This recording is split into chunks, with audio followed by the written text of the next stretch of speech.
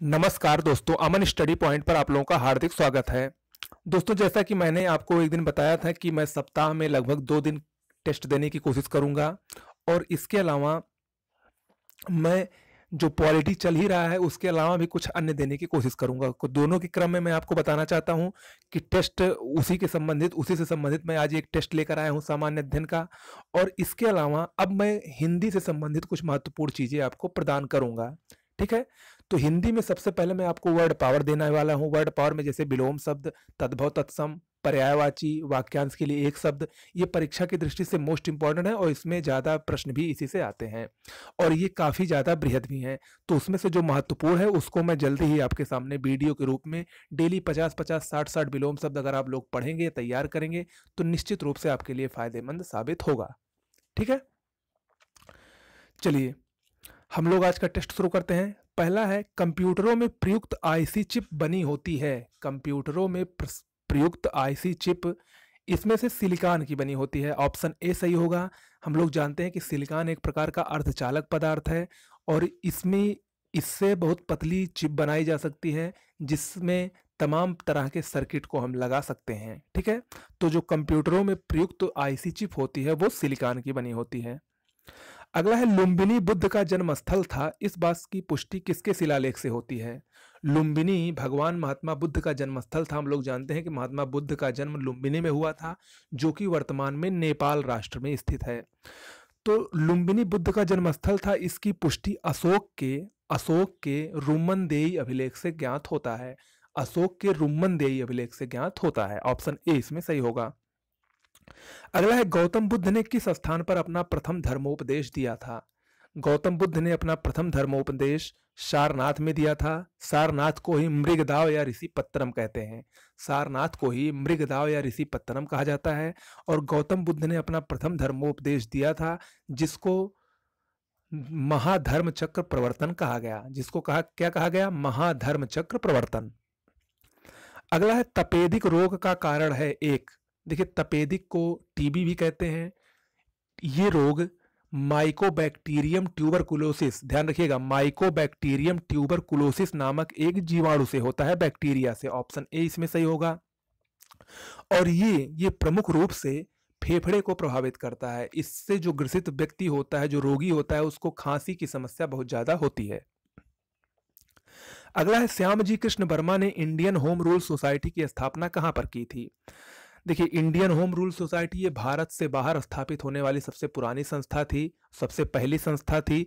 इसकी स्थापना 1905 ईस्वी में श्यामजी कृष्ण वर्मा ने लंदन में की थी। ऑप्शन ए इसमें सही होगा। अगला है, निम्नलिखित भारतीय संविधान के संशोधनों में से कौन सा संशोधन केंद्रीय मंत्रिमंडल के आकार को सीमित करता है? ये संशोधन ऑप्शन बी सही होगा। इसमें 91वां संशोधन 2003 के अंतर्गत ये प्रावधान किया गया कि जो केंद्रीय मंत्रिमंडल होगा वो प्रधानमंत्री सहित केंद्रीय मंत्रिमंडल में मंत्रियों की संख्या सदन की कुल सदस्यों की संख्या के 15% से अधिक नहीं हो सकती। जब मैं संसद पढ़ाऊंगा तो उसमें मैं आपको इसको विस्तार से बताऊंगा। ठीक है, ऑप्शन बी इसमें सही होगा। अगला है, आपातकाल की घोषणा को संसद के समक्ष उसकी स्वीकृति हेतु रखा जाना आवश्यक है कितने समय के अंदर? आपातकाल, जो इसका वर्णन राष्ट्रीय आपातकाल 352, 356 और 360 में है, जिसमें राष्ट्रीय आपातकाल 352 में वर्णित है, उसकी घोषणा को संसद के समक्ष स्वीकृति हेतु 1 माह के अंदर रखना आवश्यक है। ऑप्शन ए इसमें सही होगा, 1 माह के अंदर। अगला है, लोकसभा और राज्यसभा में गणपूर्ति संख्या कितनी होती है? गणपूर्ति संख्या को इंग्लिश में कोरम भी कहते हैं। ये मिनिमम सदस्यों की ऐसी संख्या है जिसकी उपस्थिति से सदन की कार्यवाही प्रारंभ हो सकती है। तो ये कुल सदस्य संख्या का 1/10 होती है। यानी लोकसभा में 552 सदस्य होते हैं तो लगभग 55 सदस्य 1/10, और राज्यसभा में 250 सदस्य होते हैं तो लगभग 25 सदस्य। यानी ये मिनिमम संख्या लोकसभा और राज्यसभा में अगर हो तो ही सदन की कार्यवाही प्रारंभ हो सकती है, अन्यथा नहीं हो सकती है। अगला है, सरकारिया आयोग की सिफारिशों का संबंध किससे है? सरकारिया आयोग ये केंद्र और राज्य के संबंधों से गठित आयोग था। केंद्र और राज्य के संबंधों पर सिफारिश से संबंधित ये आयोग था। इसका गठन 1982-83 में हुआ था। अगला है, किस पंचवर्षीय योजना में कृषि ने ऋणात्मक विकास प्रदर्शित किया? पंचवर्षीय योजना हम लोग जानते हैं 1951 से इसकी शुरुआत हुई थी, जब पहली पंचवर्षीय योजना लागू की गई थी 1951 से 56 तक।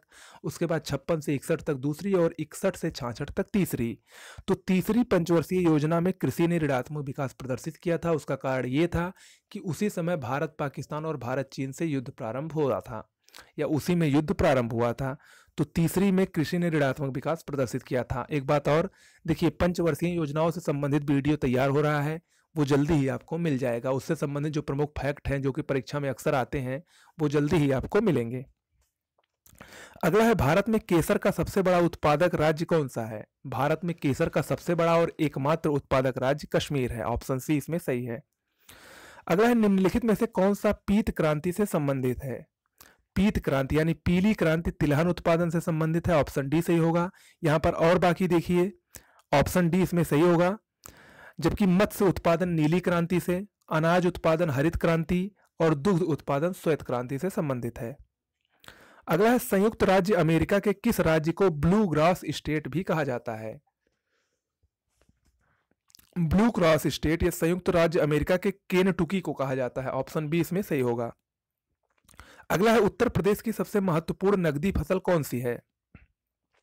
उत्तर प्रदेश की सबसे महत्वपूर्ण नकदी फसल गन्ना है, क्योंकि हम लोग जानते हैं कि उत्तर प्रदेश में भारतवर्ष का लगभग 45 से 50% गन्ना का उत्पादन अकेले होता है। अगला है, उत्तर मध्य क्षेत्र सांस्कृतिक केंद्र कहाँ स्थित है, या उत्तर मध्य क्षेत्र सांस्कृतिक केंद्र का मुख्यालय कहाँ पर स्थित है? तो ये इलाहाबाद में स्थित है, जो कि वर्तमान में प्रयागराज हो गया है। ऑप्शन बी इसमें सही है। अगला है, उत्तर प्रदेश में किसान मित्र योजना कब आरंभ हुई थी? उत्तर प्रदेश में किसान मित्र योजना 18 जून 2001 को आरंभ हुई थी। ऑप्शन डी इसमें सही होगा। इस योजना के बारे में जानिए, इस योजना का उद्देश्य क्या था? देखिए, इस योजना का उद्देश्य था किसानों को नवीन वैज्ञानिक तकनीकी से परिचित कराना। किसानों को जो नई टेक्नोलॉजी होती है, साइंस की वैज्ञानिक टेक्नोलॉजी से परिचित कराना ही इस योजना का मुख्य उद्देश्य था। अगला है, कन्हैयालाल माणिकलाल केंद्रीय हिंदी संस्थान कहाँ स्थित है? कन्हैयालाल माणिकलाल केंद्रीय हिंदी संस्थान मोस्ट इंपॉर्टेंट है, ये उत्तर प्रदेश के आगरा में स्थित है। ऑप्शन ए इसमें सही होगा। अगला है, धुरिया लोक नृत्य है। धुरिया निम्न में से उत्तर प्रदेश का ही प्रमुख लोक नृत्य है। धुरिया धुरिया उत्तर प्रदेश के बुंदेलखंड का प्रमुख लोक नृत्य है, जिसको बुंदेलखंड के प्रजापति यानी कुम्हार पुरुष लोग स्त्री का भेष धरकर करते हैं।